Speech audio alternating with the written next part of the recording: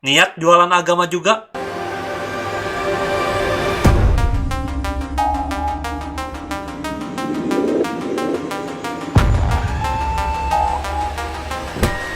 Kembali lagi di channel Bang Kurcaci. Salam sehat kawan-kawan kerdil. Kita lagi rame bahas sesuatu, yaitu jual agama. Gagal seorang Gus-Gus. Lagi tren tuh di YouTube bahas jual agama. Emang apa sih jual agama itu? Jadi jual agama itu ya bisa diartikan suatu tindakan yang memanfaatkan, atau bisa dibilang apa ya kawan-kawan kerdil, dagangkan agama lah demi kepentingan pribadi, sehingga ya harapannya memperoleh keuntungan finansial, kekuasaan, dan segala macam. Dalam konteks ini jual agama itu ya, kalau di negeri Konoha itu biasanya memiliki konotasi yang sangat negatif, yang biasanya berkaitan dengan penyalahgunaan atau eksploitasi agama lah istilahnya untuk tujuan duniawi. Oke, kawan-kawan kerdil, kata Bang Kurcaci 01, agama itu bisa jadi candu loh. Karena apa? Orang itu nganggap agama itu sebagai pelindung bagi orang-orang yang tertindas, atau bisa dikatakan orang-orang yang merasa putus harapan dengan keadaannya di dunia. Memang sih, menurut saya itu kita nggak bisa pungkiri kalau peran agama dalam ketenangan jiwa itu sangat-sangat besar. Tapi nih ya, perasaan saya nih ya, peran agama dalam ketenangan jiwa itu cocok banget jadi keuntungan pribadi. Makanya sering banget terjadi fenomena orang itu disebut dengan jual agama dengan bermodalkan cuma doa-doa dan harapan palsu. Bahkan barang yang dijual itu naiknya bisa berkali-kali lipat. Buka Shopee sekarang, cari garam rukiah atau air rukiah, itu ada orang jual. Harganya bisa 500.000 sampai 1 juta, tergantung ulama siapa di kemasan tersebut. Seriusan, buka di TikTok apalagi. Padahal ya guys, awalnya yakin kita itu kalau harta itu nggak dibawa mati segala macam. Tapi ketika hidupnya beneran susah, masyarakat malah lakuin hal yang gak rasional untuk keluar dari kesusahannya. Kalau kita beli di Indomaret, harga air mineral itu cuma Rp5.000.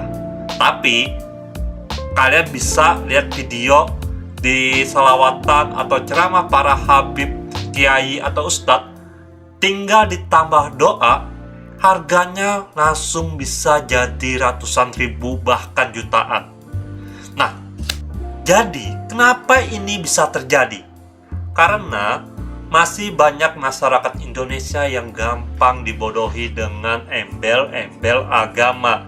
Sedangkan orang yang nggak mencari keuntungan dari agama, mereka dengan mudah dianggap orang munafik atau menjadi orang yang dengan mudahnya akan mengeksploitasi kebodohan itu. Mungkin di sini kawan-kawan kerja banyak yang nggak terima sama omongan saya. Dan saya yakin juga sih di antara kalian pasti sakit hati beberapanya nonton video ini. Tapi harusnya sih menurut Abang Kurcaci video ini sih dianggap bisa netral dan rasional ya. Harusnya kalian juga paham apa yang saya maksud. Kalian udah setahun 2 tahun hidup di dunia ini, skema jualan agama ini di negara Konoha emang udah cukup meresahkan. Karena kalau kita lihat media sosial, banyak yang kepancing sama produk-produk yang sebenarnya biasa aja, tapi seolah-olah unggul karena udah dibaca doa segala macam sama orang-orang tertentu. Biasanya mereka itu meneriakkan bahwa ilmu dunia itu seolah-olah nggak penting. Supaya apa? Supaya jamaah mereka itu bodoh. Namun saya disclaimer di sini ya, saya nggak bilang kalau ilmu agama itu nggak penting ya. Tapi menurut saya jangan sampai dengan kita belajar ilmu agama kita lupa belajar ilmu dunia yang padahal sama pentingnya. Nah, masalahnya banyak umat muslim sekarang ini menganggap kalau ilmu dunia itu hanya sesaat dan nggak kepakai di akhirat. Akhirnya banyak dari umat muslim sekarang ini ketinggalan sama negara maju. Kita masih debatin yang mana duluan antara ayam atau telur. Bahkan cuma gara-gara itu bisa saling bunuh loh. Apalagi menentukan yang mana haram dan halal. Oh, itu sudah tuh memutus silaturahmi. Ini akibat muncul dari doktrin orang-orang yang justru ragu dengan keimanannya sebenarnya, kawan-kawan kerdil. Atau ya mereka itu sengaja supaya kita enggak paham dengan sains. Akhirnya banyak umat muslim sekarang yang menganggap ilmu dunia seolah enggak penting segala macam. Tapi giliran menghadapi pekerjaan malah nyalahin pemerintah nanti.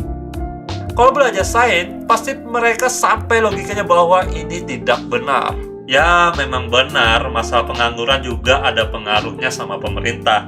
Tapi coba introspeksi diri kita sendiri dulu. Apa yang salah dari kita? Agama itu nggak pernah loh ngajarin kita untuk jadi orang yang egois. Dengan menyalahkan pihak lain tanpa mengevaluasi apa yang kurang dari diri kita. Ya sebenarnya begini aja udah, kita gunakan kacamata penilaian.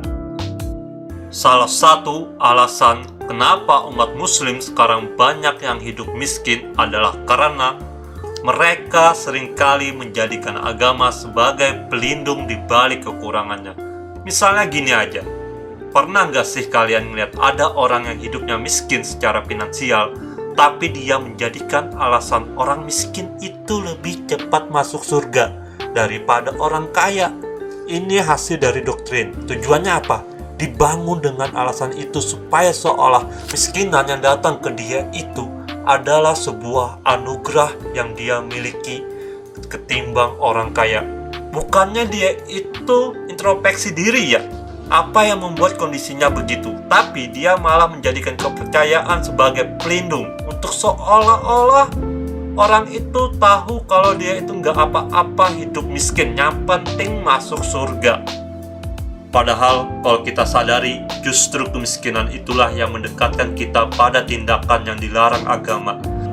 Di titik yang parahnya, orang-orang muslim itu saat ini suka melakukan hal-hal mistis karena udah capek hidup miskin. Misalnya dia pergi ke dukun, minta baca mantra segala macam, beli jimat. Bahkan yang ironisnya, mereka tuh jadi gampang kepancing sama orang-orang yang jual agama demi keuntungan pribadi. Di sini saya kasih tahu ya, jualannya paling gampang di Konoha itu adalah jualan agama.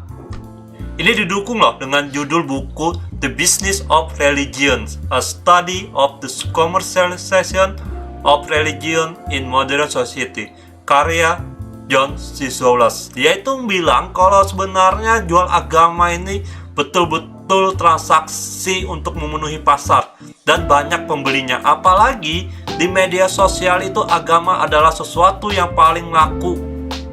Maka kawan-kawan kerdil, memang ya cepat kaya kalau kita jual agama itu. Tanggung-tanggung ternyata ya cepat kita kayanya. Bayangkan satu acara 200 juta, 10 acara 1M. Gimana kawan-kawan kerdil? Niat jualan agama juga atau bisnis agama bisa kita bicarakan nanti di belakang layar. Well, kawan-kawan kerdil jangan lupa like, share, comment, and subscribe. Bye.